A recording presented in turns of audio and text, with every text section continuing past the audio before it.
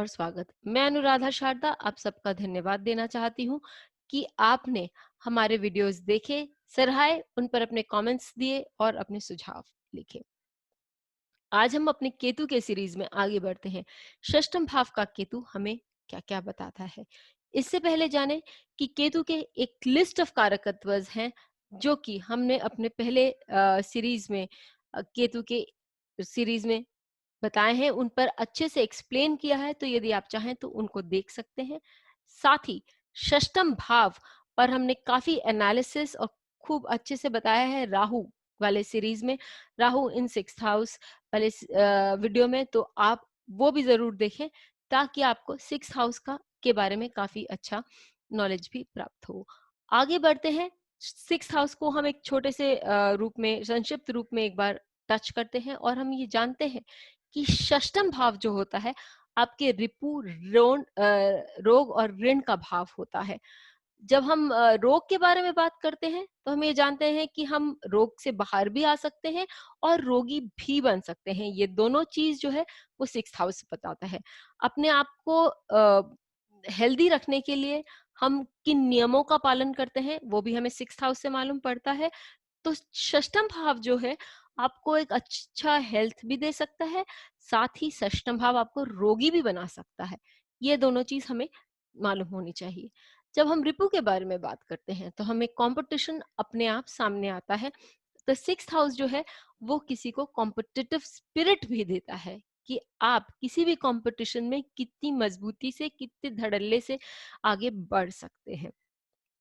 जब हम रिपु रोग और ऋण के बारे में बात करते हैं तो ये भी देखते हैं कि प्रारब्ध हमारा कहाँ है, और साथ ही हमारा जो सिक्स्थ हाउस है वो हमारे कजन्स के बारे में बताता है। चचेरे, ममेरे, ताऊ और बुआ, मासी के बच्चों के बारे में बताता है। केतु जहां भी बैठता है वो हमें ये बताता है कि हम अ, इन चीजों को, बहुत सारी चीजों को अपने पूरा पिछले कई जन्मों में या पिछले जन्म में हमने उन चीजों को किया है और उनमें कहीं हम एक लेवल तक उसमें कोई महारत भी हमने प्राप्त की है। केतु षष्ठम भाव में किस तरह के कलर्स दिखाता है ये हम अब आगे चल के देखते हैं। तो षष्ठम भाव का जो केतु है वो आपको हेल्थ कॉन्शियस भी बना सकता है और साथ ही आपको रोग या हेल्थ रिलेटेड कुछ इश्यूज भी दे सकता है। षष्ठम भाव का केतु आपको बिना समय अकाल मृत्यु की ओर भी ले जा सकता है, लेकिन ये बहुत हर समय ये हो ये कोई जरूरी नहीं है। षष्ठम भाव का केतु आपके कजन्स के साथ एक अच्छा संबंध भी दिखा सकता है, क्योंकि षष्ठम भाव अर्थ का भी भाव होता है, यानी कि अर्थार्जन का, ये अर्थ त्रिकोण में से एक भाव में से एक होता है। तो षष्ठम भाव से मनुष्य वो काम करता है जिससे वो गोल ओरिएंटेशन अपना करे, अपन किस तरह से वो जीवन में संपदा, समृद्धि और धन अर्जन करे वो बताता है और उन गोल्स को भी दर्शाता है। तो केतु आपको गोल ओरिएंटेड बना सकता है षष्ठम भाव में, और साथ ही आपको एक मटीरियलिस्टिक लेवल पर भी ले जा सकता है, क्योंकि षष्ठम भाव जो है वो आपको कंपटीशन देता है और आपको गोल ओरिएंटेड बनाता है। तो ये भी हो सकता है कि केतु षष्ठम भाव में आपको बेस्ट इन योर फील्ड बनने की महत्वाकांक्षा दे। लेकिन क्योंकि केतु एक आध्यात्मिक ग्रह है, तो यदि मनुष्य का झुकाव केवल मटीरियलिस्टिक तरफ पे हो, केवल धन संपदा आदि की ओर हो, तो उसके जीवन में दुख या मानसिक और इमोशनल रूप से वो व्यक्ति अपने आप को परिपूर्ण न पाए, अकेला पाए और वो दुखों से ग्रस्त हो सकता है। तो इसके लिए जरूरी है कि षष्ठम भाव में जो बैठा केतु है वो आपको दूसरों की सेवा करने का भी मौका दे, अवसर दे, और आप ये करें क्योंकि षष्ठम भाव का केतु आपको सर्विस, दूसरों के लिए सेवा भाव भी दिखाता है, जो कि हम देखते हैं विवेकानंद जी के चार्ट से। विवेकानंद जी के चार्ट में जो केतु है वो कर्मठ भाव में भी बैठा हुआ है और कर्मठ राशि में भी बैठा हुआ है। वृषभ राशि जो है वो कर्मठ कर्म की राशि है, धनार्जन की भी राशि है। साथ ही वृषभ राशि में बैठा हुआ कोई भी ग्रह मनुष्य को काम करने के लिए प्रेरणा देता है। और यहाँ ये बैठा हुआ विवेकानंद जी को प्रेरणा के लिए एक प्रेरणा स्रोत भी था कि वो अपने देश के लिए ऐसा कुछ करें कि लोगों ने पहले कभी किया नहीं और कभी सुना नहीं। उन्होंने एक बीड़ा उठाया, अपने गुरु का आदेश माना और ये बीड़ा उठाया कि वो भारतीय संस्कृति को देश विदेश के कोने कोने तक फैलाएंगे, जिसके लिए वो तत्परता से काम करते रहे। अल्पायु थे और बहुत ही छोटी उम्र में इनका निधन हो गया, लेकिन उन्होंने ऐसे काम किए जो कि बड़े बड़े लोग बहुत दीर्घ काल तक करने पर भी नहीं प्राप्त कर सकते।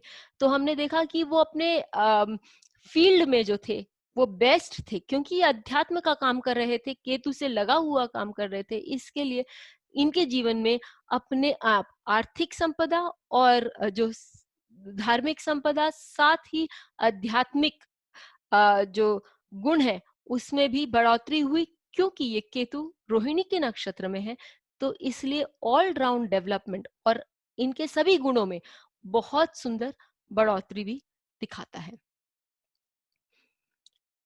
फिर हम देखते हैं मार्लिन मोनरो का चार्ट। मार्लिन मोनरो के चार्ट में भी केतु षष्ठम भाव में है और ये धनु राशि में होने के कारण ये मनुष्य को ऐसे तो अध्यात्म की ओर लेके जाती है। मार्लिन मोनरो का झुकाव पूरा जीवन जो उनका था, बचपन उनका बहुत ही तकलीफ में बीता, जिसके कारण उन्होंने जीवन में आर्थिक संपदा प्राप्त करने की ठानी, अपने गोल्स उस हिसाब के बनाए और उन्होंने उन गोल्स को अचीव भी किया। बहुत एक छोटी उम्र में इनका भी निधन हो गया था, लेकिन उन्होंने अपने बहुत सारे जो उनके लक्ष्य थे उसको प्राप्त किए।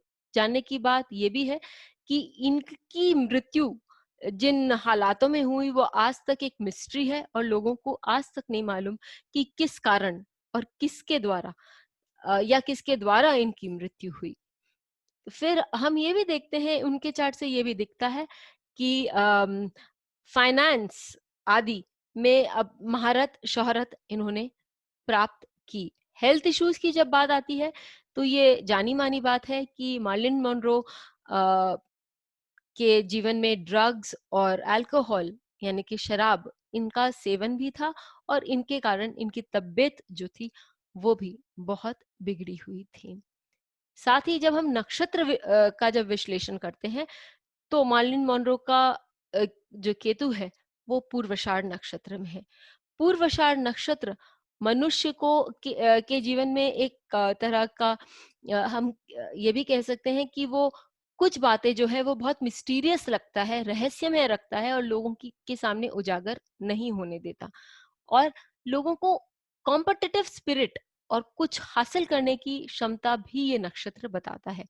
षष्ठम भाव का केतु उन्हें ऑलरेडी कॉम्पिटिटिव बना रहा था और ये नक्षत्र का जब उन्हें साथ मिला तो भी ये बहुत ही ज्यादा कॉम्पिटिटिव अपने क्षेत्र में बनी और इन्होंने अपना एक सिक्का छोड़ा। तो हम देखते हैं कि षष्ठम भाव का केतु जो एक उपचय भाव में है वो मनुष्य को आगे आगे बढ़ाता चला जाता है। बस अपने गोल्स, अपने ध्येय सेट करने की बात है। आपको ये वीडियो कैसा लगा हमें बताएं, लिखें कमेंट्स में और अपने सुझाव भी दें और हमारा वीडियो, हमारा चैनल सब्सक्राइब करना ना भूलें। फिर मिलेंगे, तब तक के लिए धन्यवाद।